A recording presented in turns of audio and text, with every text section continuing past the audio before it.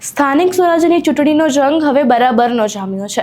રાજકીય પક્ષો મતદારો માટે એડી ચોટીનું જોર લગાવી રહ્યા છે, ત્યારે આ જંગમાં હવે કલાકારોની એન્ટ્રીથી વધુ માહોલ ગરમાયો છે। ગીર સોમનાથના ઉનામાં ભાજપના પ્રચારમાં લોકપ્રિય ગાયક કલાકાર જિગ્નેશ કવિરાજ હવે ઉતર્યા છે। નમસ્કાર, ચક્રવાત ન્યૂઝમાં આપનું સ્વાગત છે। હું આપની સાથે પૂજા।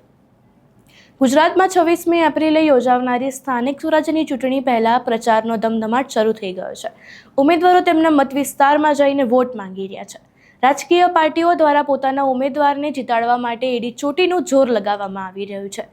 સ્ટાર પ્રચારકો નીમવામાં આવી રહ્યા છે, ત્યારે તાજેતરમાં કાજલ મહેરિયા પણ ભાજપ માટે પ્રચાર કરતા જોવા મળ્યા હતા।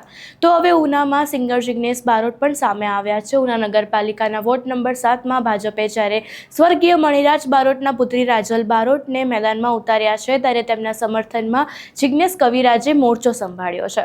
પ્રચાર દરમિયાન જિગ્નેશ કવિરાજે કેસરીયો ખેસ ધારણ કરી ભાજપના તમામ ઉમેદવારોને જંગી બહુમતીથી વિજયી બનવા શહેરીજનોને અપીલ કરી છે। મીડિયા સાથેની વાતચીતમાં જિગ્નેશ કવિરાજે જણાવ્યું હતું કે રાજલ બારોટ મારા ગુરુ મણિરાજ બારોટની દીકરી છે। ભાજપ હાઈકમાન્ડ, વડાપ્રધાન નરેન્દ્ર મોદી અને અમિત શાહ સાહેબે એક કલાકારની દીકરી પર ભરોસો મૂક્યો, તે બદલ હું તેમનો આભારી છું। ત્યારે વધુમાં તેઓ શું કહી રહ્યા છે તેની ઉપર નજર કરીએ।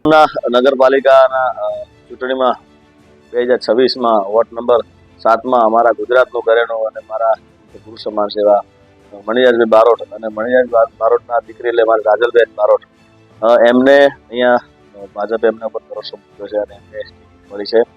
તો પહેલાં તો મોદી સાહેબનો અને અમિત શાહ સાહેબનો ખૂબ ખૂબ આભારી છું કે એમના ઉપર ભરોસો રાખીને ટિકિટ મળી છે। એવા જ ખાસ અમારે કિરણબેન ધનસુખભાઈ બાંભણિયા, અમારે કેવુરભાઈ દેવચંદભાઈ મૈયા, અમારા પરેશભાઈ બાબુભાઈ બાંભણિયા અને રાજલબેન રૂપેશભાઈ બાંભણિયા, એમના ઉપર જે ભાજપે પહેલાં ભરોસો મૂકીને આ ટિકિટ આપી છે બદલ ખૂબ ખૂબ આભારી છું।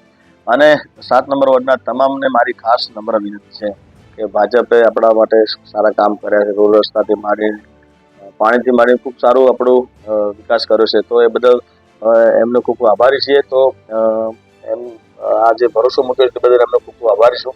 અને બધાને નગરપાલિકાના તમામને ખાસ વિનંતી છે 7 નંબર વોર્ડના કે બધાએ આમાં તમે વોટિંગ કરજો અને બહુ મતથી જંગી મતથી જીતા ખાસ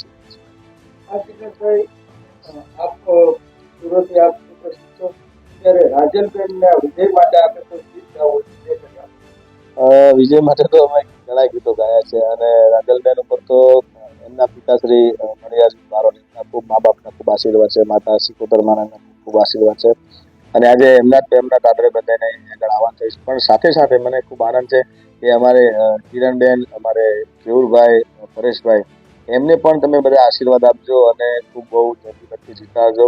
અને ત્યારે મારે ખાસ ગાવું છે, એ મારી ગુજરાતની સરકાર રે રાજલબેન વટવાળા, મારી ઉનાની સરકાર રે રાજલબેન વટવાળા, મારી ગાંધીનગરની સરકાર રે મોદી સાહેબ વટવાળા, મારી દિલ્હીની સરકાર રે મોદી સાહેબ વટવાળા। એટલે ખાસ ઉના નગરપાલિકાના 2026માં વોર્ડ નંબર 7ના તમામને વિનંતી કે બહુ જલ્દી મતથી જીતાડજો અને મને ભરોસો છે તમારા પર કે તમે એમને વોટિંગ કરશો અને આ ચારે તમે ખૂબ બહુ જંગી। 26 એપ્રિલે યોજાનારી સ્થાનિક સ્વરાજ્યની ચૂંટણીમાં દરેક રાજકીય પાર્ટીઓ મેદાને ઉતરી છે। ભાજપ અત્યાર સુધી 700થી વધુ બેઠકો બિનહરીફ રીતે જીતી ચૂકી છે। ભાજપના નેતાઓ અત્યારે પોતાના મત વિસ્તારમાં પ્રચાર પ્રસાર કરતા જોવા મળી રહ્યા છે, ત્યાં તેમને જનતા દ્વારા રિયાલિટી ચેક પણ આપવામાં આવી રહ્યો છે, તેવા વિડીયો પણ સામે આવ્યા છે। ત્યારે હવે જિગ્નેશ કવિરાજ જેવા ગુજરાતમાં વધારે ચાહકો ધરાવતા વ્યક્તિને ભાજપ દ્વારા ચૂંટણીના પ્રચાર માટે ઉતારવામાં આવ્યા છે। તો હવે જોવું રહ્યું કે જિગ્નેશ કવિરાજ ભાજપ માટે અને રાજલ બારોટ માટે કેટલા ફાયદેમંદ સાબિત થાય છે। સ્થાનિક સ્વરાજ્યની ચૂંટણીમાં કલાકારોની એન્ટ્રી વિશે તમારું શું માનવું છે? અમને તમારા મંતવ્ય કમેન્ટ બોક્સમાં જરૂરથી જણાવજો।